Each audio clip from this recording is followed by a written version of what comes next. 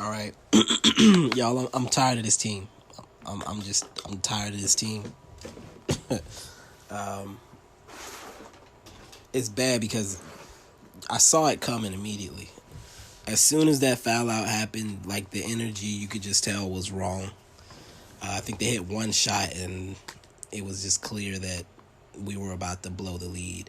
And in fact, the lead was blown so quickly that it didn't even register for me that it had happened. Like, I knew we were gonna blow it, and I was like looking around, like, man, we about to blow this lead. And then I looked up, and we were losing.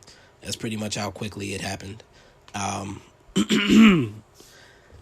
Yeah, I don't even know. I didn't know where to start, so I put the call out for you guys to send me some questions, so I didn't just ramble incoherently here. Man, you know what? I'm gonna drop the ad in the beginning, so we can just go straight into it after that. Yeah, let's drop that.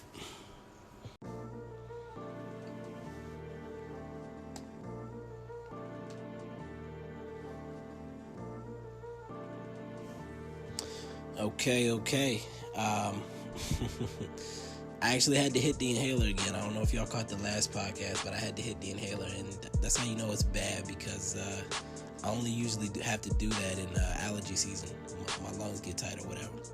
Mavs got my chest tight, so I'm just gonna get the easy stuff out of the way. First of all, yes, we blew the lead. Yes, we lost the game. Yes, we had terrible late game execution. The main thing that stands out for me right now is Porzingis is hooping. Tonight he had 30 and 8 with 4 blocks, and during the season, he was very inconsistent, and we excused that. We didn't expect him to come out after so much time off and be himself completely, or the best self he could be. And over the course of the season, he'd have a big game here, a big game there, but it really does look like he's in his pocket right now. Like he knows where he wants to be on both sides of the ball. He's diving to get plays. He's scoring those bank shots from the mid post or shooting over his defender. He's hitting threes. He's doing everything that you want him to be doing out there. And during the season, as we were progressing along, I had convinced myself that once he got to a point where he appears to be right now, that we would be the best team that we could be. I don't know if we want to blame it on the layoff or whatever it is, but that clearly is not the case. I'm very encouraged by the way he's been playing, and even Luka is pretty much, for the most part, doing his job. There are a few things that I wish he would change, but I'm trying to be patient with that as well. But tonight, for example, when you look at Luka's stat line, 40 points, 8 boards, 11 assists. He was 18 of 19 from the line. He only took three three-point attempts after a terrible performance last night. Now, he was 0 for 3 on those 3-point attempts, but he did not continue to launch. So tonight's game is more of what I want to see from Luka. Yes, he has to take a few threes here and there, but if you're not hitting, it's not your night, don't do it. You don't have to. He can get inside. He can get free throws. Those are easier buckets. I'm not saying pull a James Harden and throw your body into people, but people are going to jump when you go inside. They're going to foul you.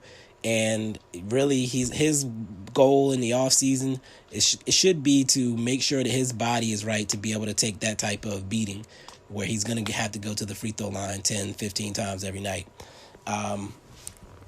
So again, Luka and Porzingis both did their jobs. Seth, tonight, after the terrible game last week against the Rockets, he had 16 points.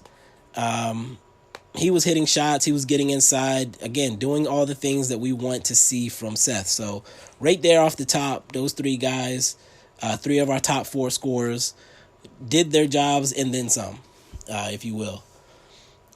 Then we get to the rest of the team. And that's where the problems begin. DFS and THJ combined 3 for 20 tonight. A combined 3 for 20.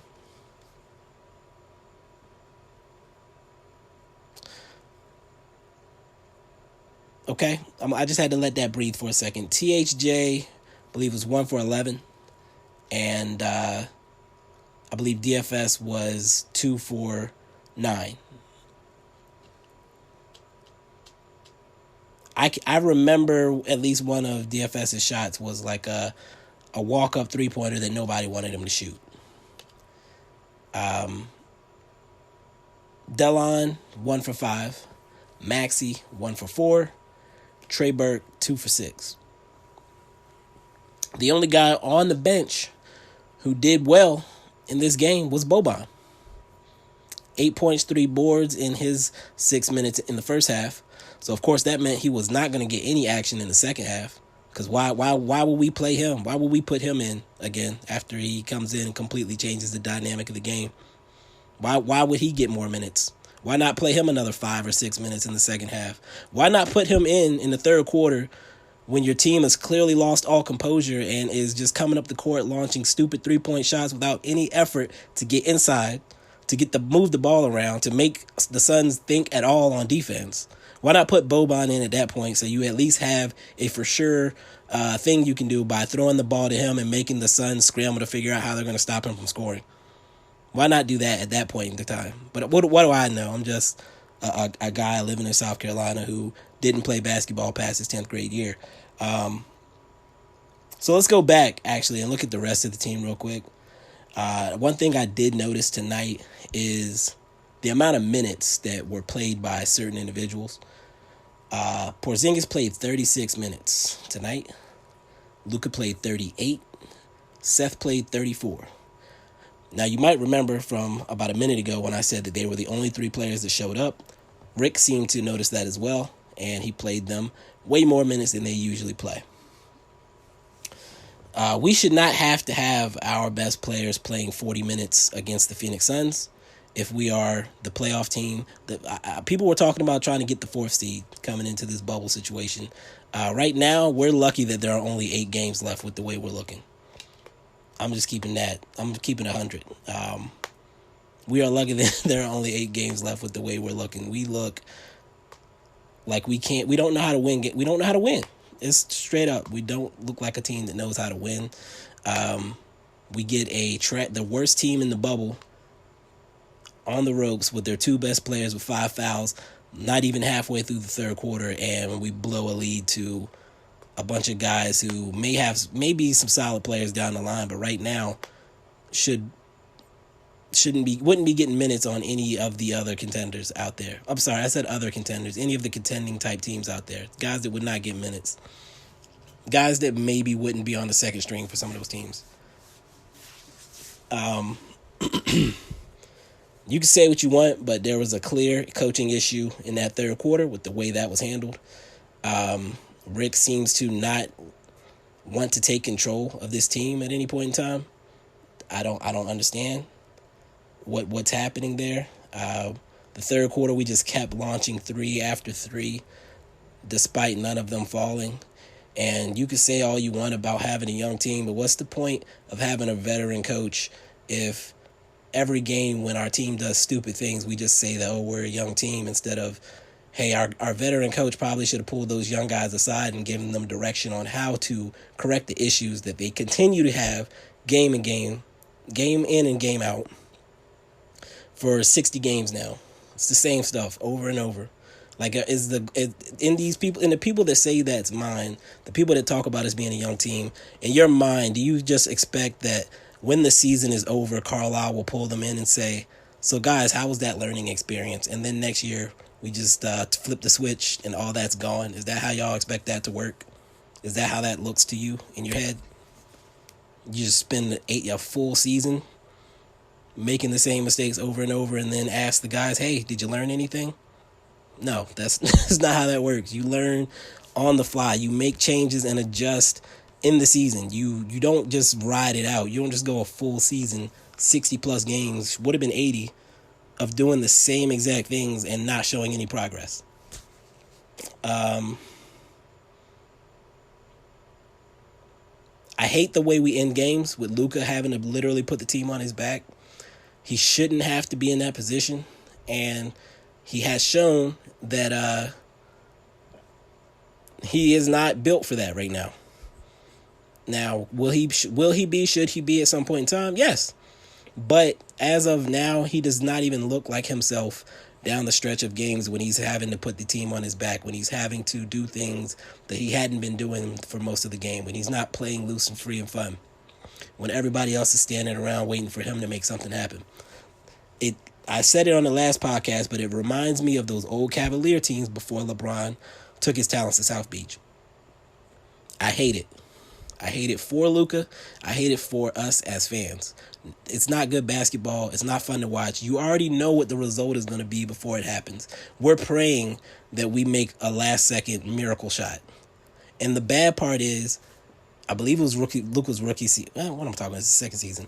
Luka's rookie season, we hit a lot. We won a few games like that on miracle shots, and he was the wonder boy and everybody this, that, and the third. But to believe that was going to continue to be the case was stupid. They were bad shots then. They're bad shots now.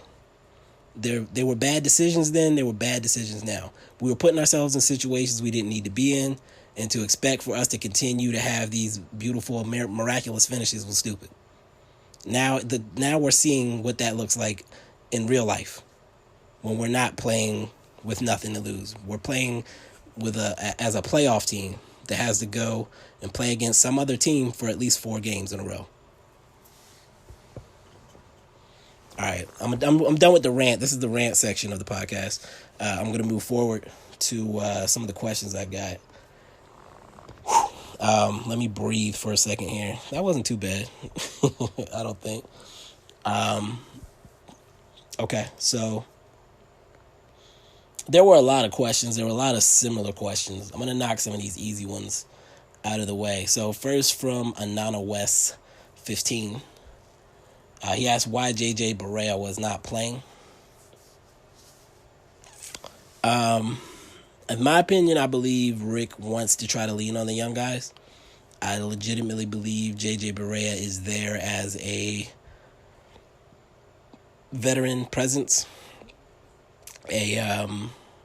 almost like an assistant or an emergency valve, a piece that can be used for depth if we get into foul trouble, things like that. I don't think he's there to be a big-time contributor, especially with the way Trey Burke showed he could play, especially in that last game. I think that the team has made a decision to play the young guys and give them this experience during this time. The goal is to make the playoffs. It was for me anyway. I don't know what the team's goals were. I believe the teams have said that publicly. And we've done that now. And if they are expecting even to bring JJ back next year or keep JJ on the team or keep him around for as long, why give him that wear and tear right now is probably how they're looking at it. So that's that. Let's see.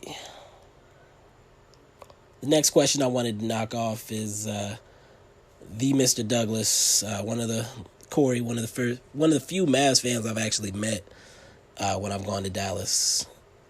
He asked, I couldn't quite decipher the tweet, but I believe it was playoff expectations. I think his question said something like 10 or 11 games left, and then do I think we can get to 5 against the Clippers? So, man, if you had asked me before the Rockets game what my expectations were, I would have told you if we play the Clippers, maybe we can steal a game. If we play the Nuggets, we could probably push to 6. Maybe even pull it off if Luka goes crazy. The Jazz, I would have said, yeah, we can definitely beat them. And the Rockets, I probably would have said we could beat them too. And I can't say that I still don't believe that we can beat the Rockets and or Jazz. But it's hard to say that and feel confident in it right now with the way we're closing games and showing our inexperience and lack of leadership, and that goes all the way up to Carlisle. So if you ask me today what I think, we look like a team that is probably going to have some competitive games. I can't, was the year I want to say it was the Blazers and Pelicans. No, there was some team, I can't remember exactly who it was. I hate doing this. But every single game in the sweep was competitive. But the one team just couldn't finish. Like, they balled out, they would have it, and then they just couldn't finish. I want to say it was the Blazers against somebody. I can't remember who. But regardless, that's what we look like right now. We look like a team that's not going to get blown out necessarily by anybody, but that we just don't have it in us to finish a game, to win or close out a game. And the Clippers are a team that will literally beat the will out of us, I believe. So I definitely don't want to see them. That's not going to be beneficial for anybody. So yeah, Clippers, definitely I'm calling that a sweep off the top. What else do we have? Okay, Jacob Clendenning, and I'm probably killing some of these names. Is rebounding or defense a bigger issue? I'm going to take a sip before I answer that one.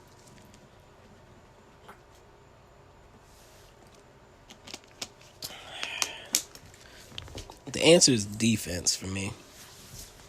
And I know I'm like an old head with the whole defense and stuff, but defense is clearly the issue to me. And it's not necessarily that we need to have a lockdown defender type or whatever, or change the way we necessarily handle our defense. I think it's just a lot of discipline.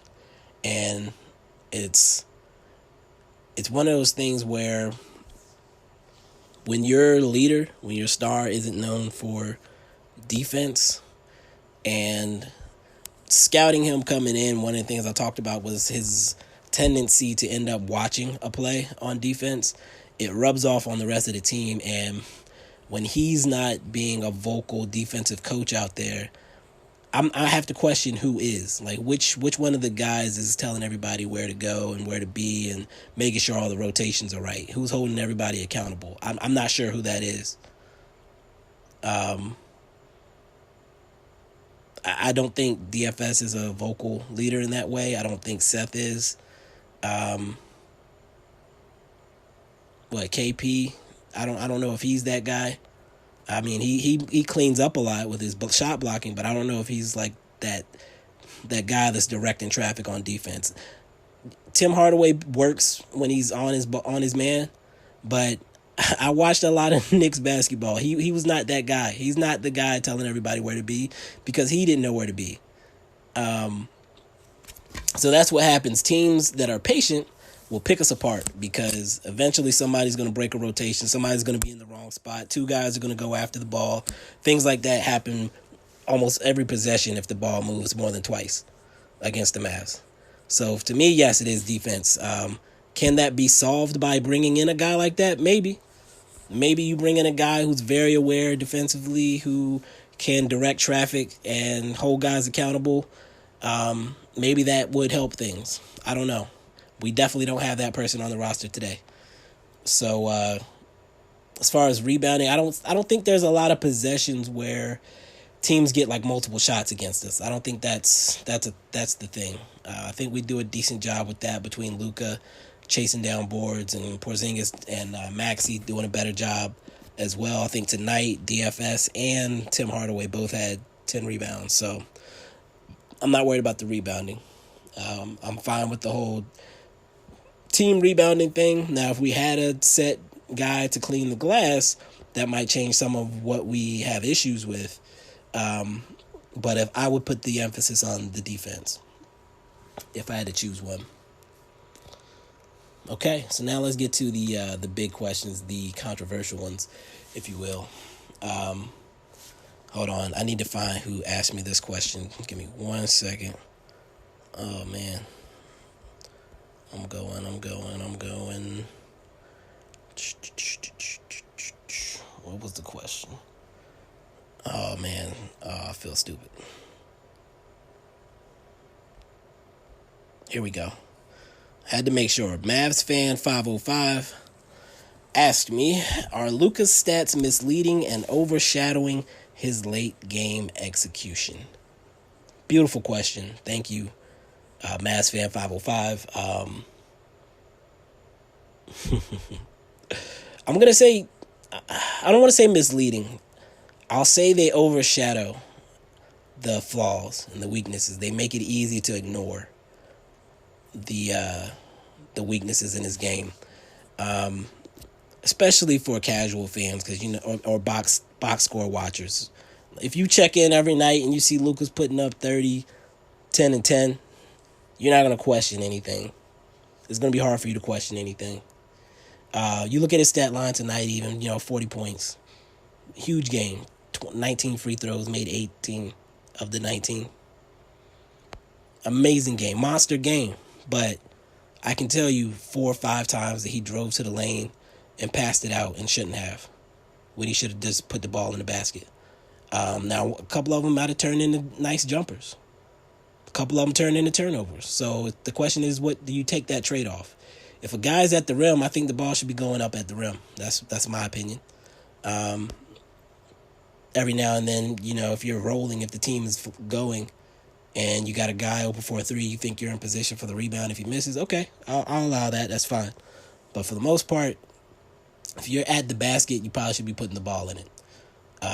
That's 100%. That's 100% shot versus a maybe 30-40% shot, just kicking it out to the perimeter, and then taking the risk of turning the ball over, which happens often as well. So that's that.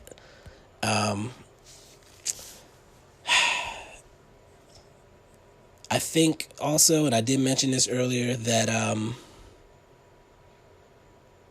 what he was able to do in his rookie season with the miracle lucky shots to win games and stuff like that has given him a pass on the bad things that have happened, especially this season at the end of games, where those shots are not falling, and the step backs and all that good stuff. Like, ESPN puts together a beautiful highlight package of him hitting step backs, and now suddenly that becomes a signature move, and you can see him trying to set it up.